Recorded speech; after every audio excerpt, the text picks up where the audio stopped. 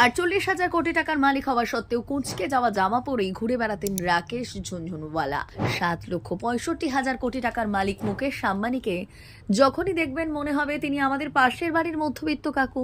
Mark Zuckerberg 81,000 কোটি টাকার মালিক, অথচ সারাক্ষণ তিনি সাধারণ টি শার্ট আর প্যান্ট পরেই ঘোরেন। 9 লক্ষ কোটি টাকার মালিক বিল গেটসও সাধারণ মানুষের মতো লাইনে দাঁড়িয়ে জিনিস কেনেন।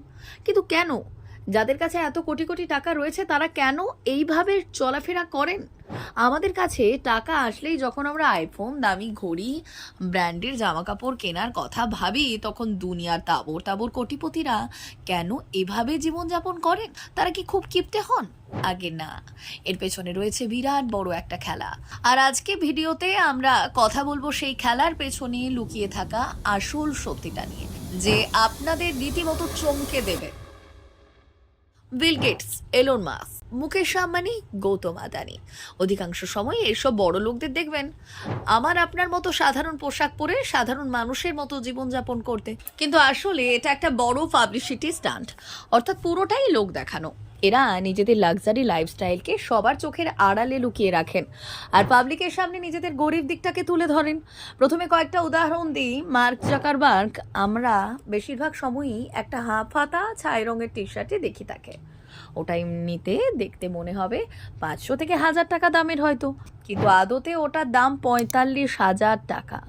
আমরা জানি ওয়ারেন বাফেট নাকি একটা পুরনো গাড়ি চালান আর একটাই ভাঙা বাড়িতে থাকেন, কিন্তু আদতে ওয়ারেন বাফেটের একটা $11 মিলিয়ন বিচ রিসোর্ট ভিলা এবং একটি নিজস্ব রোলস রয়েস গাড়ি রয়েছে। মুকেশ আম্বানি যে জামা প্যান্ট পরে ঘোরেন তা দেখলে মনে হবে 1000-2000-এর বেশি হতেই পারে না, কিন্তু ভদ্রলোক যে বাড়িটায় থাকেন তার দাম 15,000 কোটি টাকা। এবার আপনাদের মনে হবে এদের গরিব সেজে কি লাভ? তাই তো, আসলে এরা যত সাধারণ মানুষের মতো সাজবে ততই সাধারণ মানুষের ভরসা এদের ওপর বাড়বে, আর ঠিক সেই দেখেই সাধারণ মানুষ এদের জিনিস বেশি ব্যবহার করবে, বেশি কিনবে। এটা একটা কোট প্যান্ট পরা মানুষ যাকে সারাক্ষণ আপনি পার্টি করতে, প্রাইভেট জেটে ঘুরে বেড়াতে, দামি মোবাইল ফোন ব্যবহার করতে দেখবেন, তাকে মধ্যবিত্ত মানুষ কখনো নিজের কাছের লোক বলে মনে করবে না। সব সময় একটা দূরত্ব বজায় রেখে চলবে। আর একটা উদাহরণ দিই, ধরুন একটা কোম্পানি যে মালিক সে সারাক্ষণ দামি পোশাক পরে, দামি রেস্টুরেন্টে খেতে যায়, দামি গাড়ি চড়ে, তাহলে তার কোম্পানিতে যারা কম টাকা মাইনেতে চাকরি করে তারা কি ভাববে? লোকটা নিজে টাকা ওড়ায় অথচ আমাদের দেয় না। এতে কর্মচারীদের মনে ক্ষোভ তৈরি হবে, তারা বেশি মাইনে চাইবে। কিন্তু ধরুন অন্য একটা কোম্পানির কর্মচারীরা যদি দেখে তাদের মালিক সব সময় ছোট হোটেলে খায়, ভাঙা মোবাইল ব্যবহার করে, 10 বছরের পুরনো গাড়িতে ঘোরে, সেই কোম্পানির কর্মচারীরা তখন বেশি মাইনে চাইতে গেলেও ভাববে। আর ঠিক এই কারণগুলোর জন্যই বুদ্ধিমান বড় লোকেরা পয়সা দিয়ে একটা টিমকে কাজে রাখেন। এই টিমের কাজ হয় বড় লোকেদের মধ্যবিত্ত দেখানো।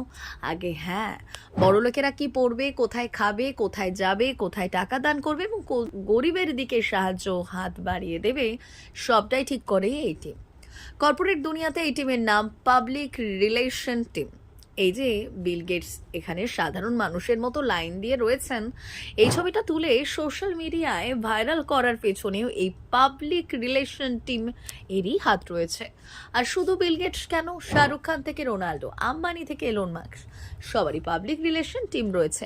তাহলে এবার বুঝতেই পারছেন, আমরা খালি চোখে যা কিছু দেখি তার সবটা সবসময় পুরো সত্যি হয় না। অনেক কিছুই সাজিয়ে গুছিয়ে আমাদের সামনে তুলে ধরা হয়। আগে হ্যাঁ, আধুনিক পৃথিবীর এটাই সব থেকে কঠোর সত্যি, তা সে আপনারা মানুন কিংবা নাই মানুন। আমাদের একমাত্র YouTube channel the Info Byte subscribe করতে ভুলবেন না কিন্তু।